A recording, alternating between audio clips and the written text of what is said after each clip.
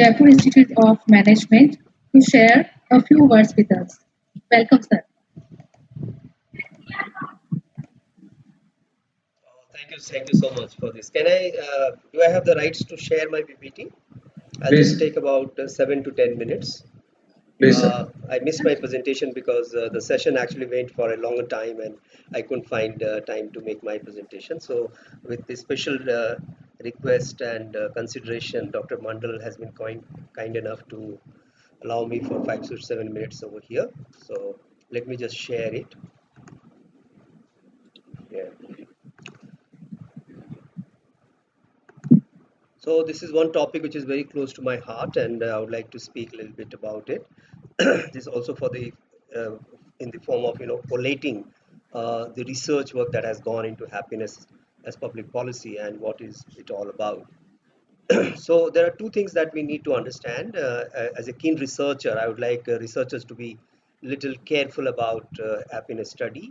The first thing is that happiness has many nuances. So when we say talk about the term happiness, you need to be a little careful what nuances you're talking about in the happiness. Are you talking about affective happiness? Are you talking about evaluative happiness? Uh, Affective happiness is mood swing. Mood swing cannot be the happiness. So what we measure is basically evaluative happiness for the public policy, not the affective happiness. And there are many other connotations to happiness. That's one aspect of it. Second is happiness is a direction, it's not a destination. If somebody thinks that there are factors or there are conditions and you can create that and you can become happy, you are perhaps mistaken because happiness is a journey. It's more a direction in which you have to move. It's not a destination. There is nothing called happiness has arrived, something of this sort. So with these two important considerations, every researcher has to approach this topic. There are three things that has actually happened to the research on happiness. One is that it has been well established that wealth is not enough for happiness. So if you look at the range of happiness studies, all of it will indicate to the fact that yes, wealth is important, money is important, but it's not enough for happiness. So there is a cutoff point and you need to look at that. Second is happiness is measurable. So till recently people were thinking that the happiness is not measurable, but now we have come to understand that happiness is measurable and it's a scalar variable. You can measure it, you can assess it. Self-reported happiness is mostly what is being reported in many studies. And the third is happiness can be promoted as via public policy. So people were not very sure about whether happiness should be an alternative model of development or not. Can happiness present an alternative model to GDP centric model? Now people are converging to the idea that yes, it can be, or it has a potentiality of presenting an alternative. So the whole idea is in our individual life when we talk about happiness is that now the research has come to a stage where can afford uh, we can afford to understand happiness. It's not a black box now. And you cannot leave your happiness to a chance. If you really know a little more about happiness, you can actually do better. So, World Happiness Report 2020, if you look at the ranking of the countries for the top 20 countries, we are not there. Uh, we are at 144. We all know the data, so I'm skipping it because of the paucity of time. So what this report says actually, so there are 4 out of 6 factors used in this report to explain a country's happiness are the different aspects of social environment. They're not directly related to the monetary or economic environment. And these are the environments that people are talking about, someone to count on. So is it possible for you that at the midst of the midnight, like 12, 1 p.m., a.m. And you have something to talk to somebody and you can ring and this person picks up your phone and talk to you. Do you have somebody whom you can call up at the midnight and can talk? If you have actually got the clue to happiness. You are a better person in terms of happiness. Having a sense of freedom, do you have the choice to make, and are you able to make the choice whether it is inside the household, it's outside the household, or anywhere, to make the life decisions? You will be better happy. Generosity, trust, these are the things that are taken very valuable in happiness. The report also indicates that inequality in the society, in terms of income and other social goods, they are also the source of unhappiness. and therefore equality actually leads to happiness. And people tend to live in a society which has more equal opportunities and all. So this also a lot of research has actually confirmed this idea. So social good, social aspects are very important for happiness. Look at this day, the work that has been done. So these are the three different waves of happiness, data that is taken from a longitudinal studies in the US. The US preamble says that we are in the pursuit of happiness. So after 20, 30, 40 years down the line, people have started asking what happened to the happiness.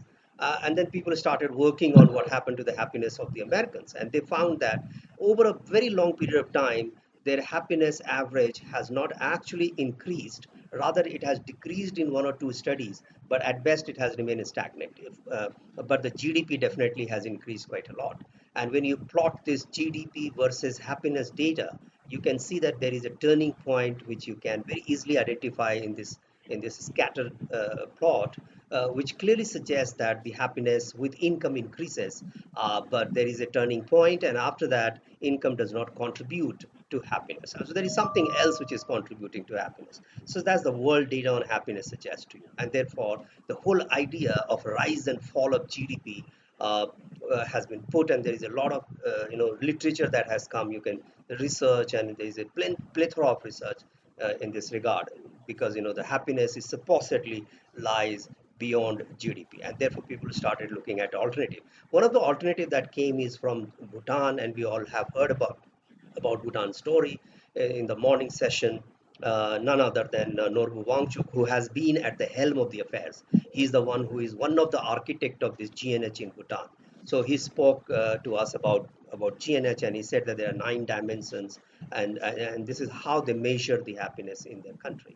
So you look at who are the unhappy people in their country. How do they identify them? How do they quantify them? There are 9 dimensions, and there is a sufficiency indicators. The line of sufficiency has been drawn statistically, and the people who are crossing that sufficiency line are called happy, and those who are below that called unhappy. So these are all statistical things that they have devised. So in a way, happiness not only as a concept, but they have also adopted it as a measure of happiness. So they have the happiness data with them. The planning commission has been reframed in Bhutan. Now it is called happiness gross national happiness commission. So there is nothing called GDP centric growth that they are following. They are following more about the happiness centric growth. So it's a real alternative to the growth paradigm Bhutan is presenting to the rest of the world. If you look at the other work like ADB, the Asian Development Works, they have actually created this inclusive green growth, and they try to correlate it with the happiness data. And they found that all over the Asian country, the inclusive green growth has a pure and a very high correlation with the happiness data. That means if you have greenery around, if your country is good in taking care of natural resources, it's going to make the country a bit happier. And I can vouch for it, because this is one parameter that we have used in our campus.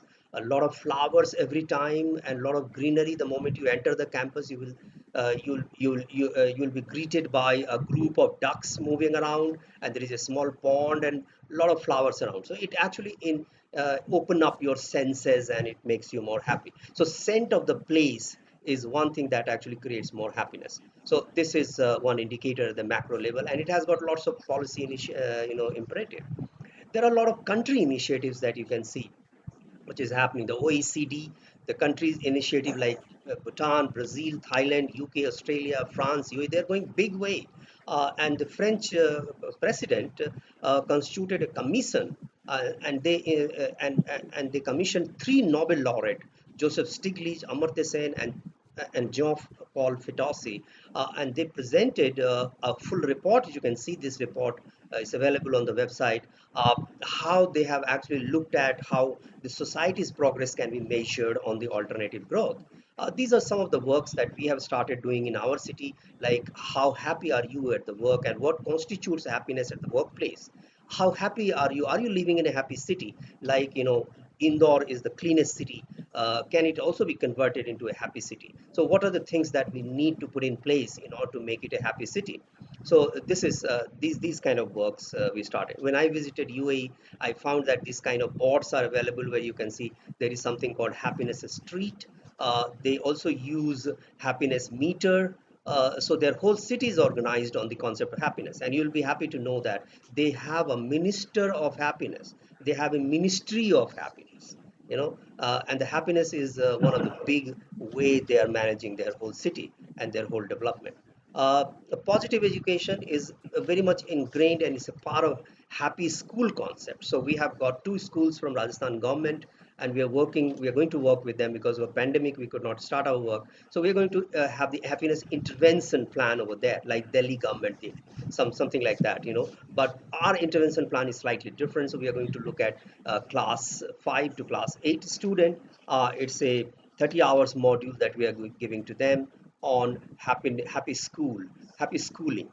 Positive education and happiness intervention actually builds the positivity in the students, and they become much better learner than anybody else.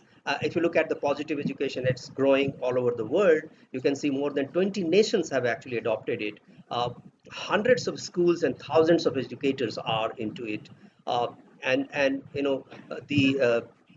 New Zealand's Adelaide education is entirely based on well-being framework.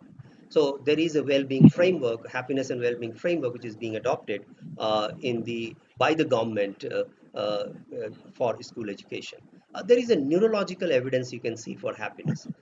When the happy face was shown in MRI scan, the patch was actually appearing on the left side of the brain, and as the duration of the picture increased, the patch size increased.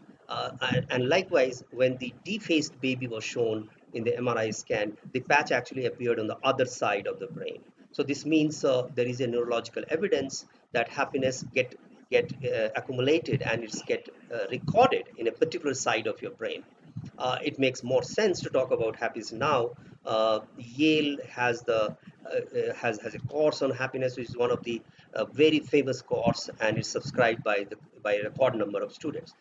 Here in our institution also, we have launched a course on happiness and well-being. Harvard was again another university. IIM Ahmedabad has done it. IIT Kharagpur is doing it.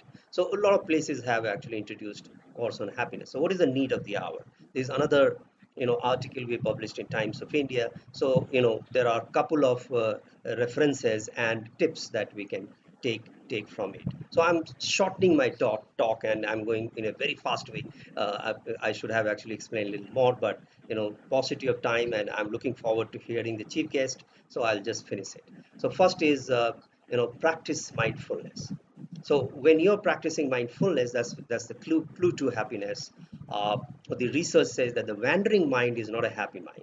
So you need to be into mindfulness. So when you follow mindfulness, you start learning to respond to a situation rather than react to the situation. So the mind which is wandering will always react to a situation, and reaction is the source of unhappiness. When you start responding, it's a positive way of looking at the situation and responding. It actually gives you happiness. So there are two aspects of mindfulness. One is called attention, other is called attitude.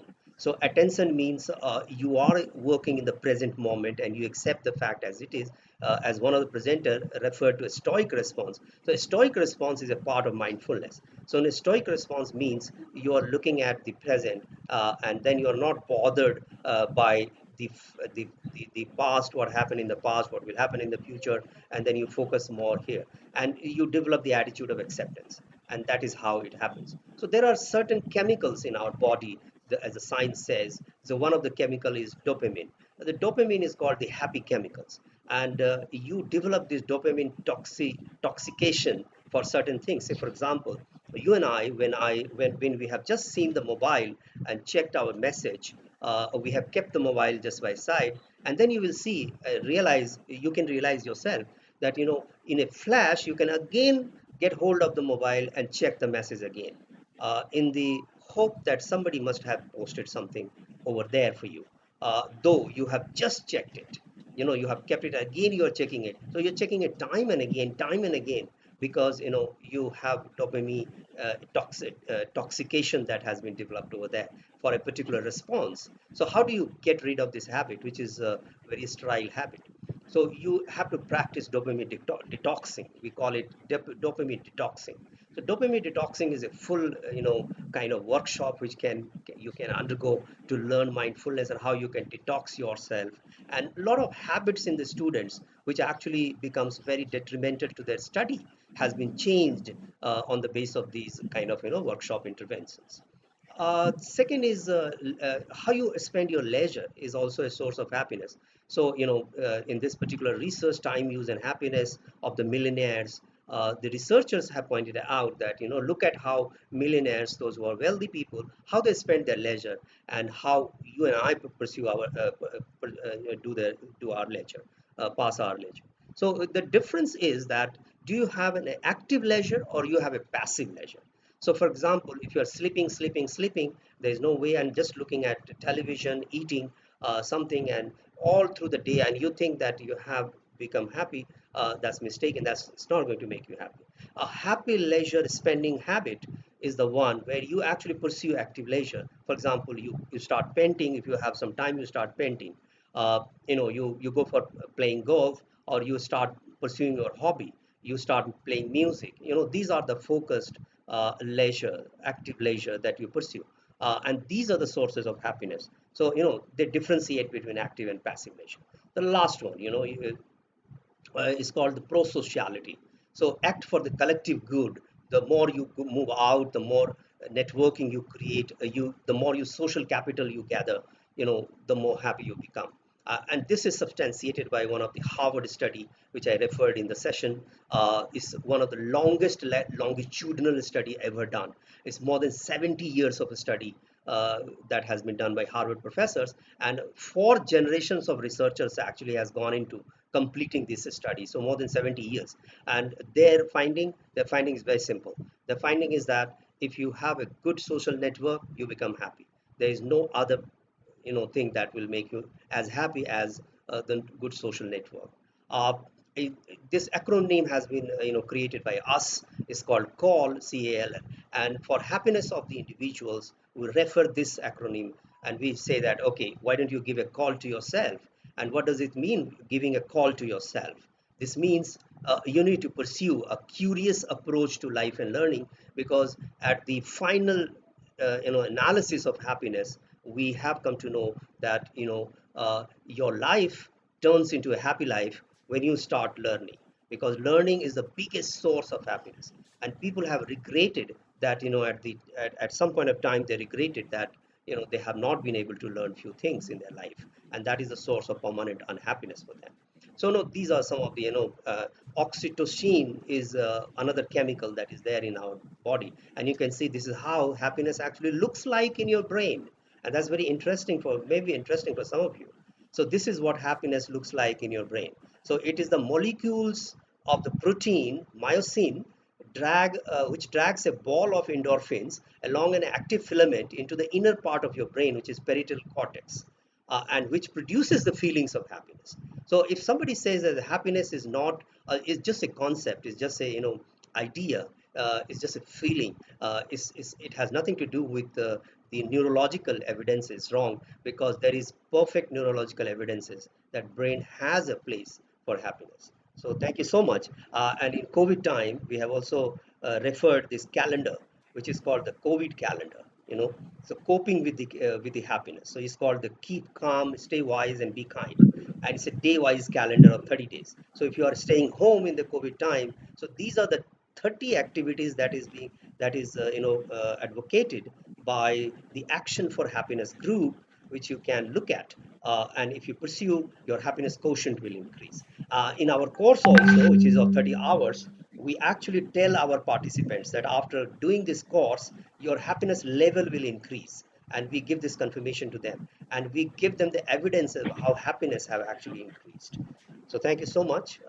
I wish I would have more time to talk to you about happiness, but I guess I have made some sense.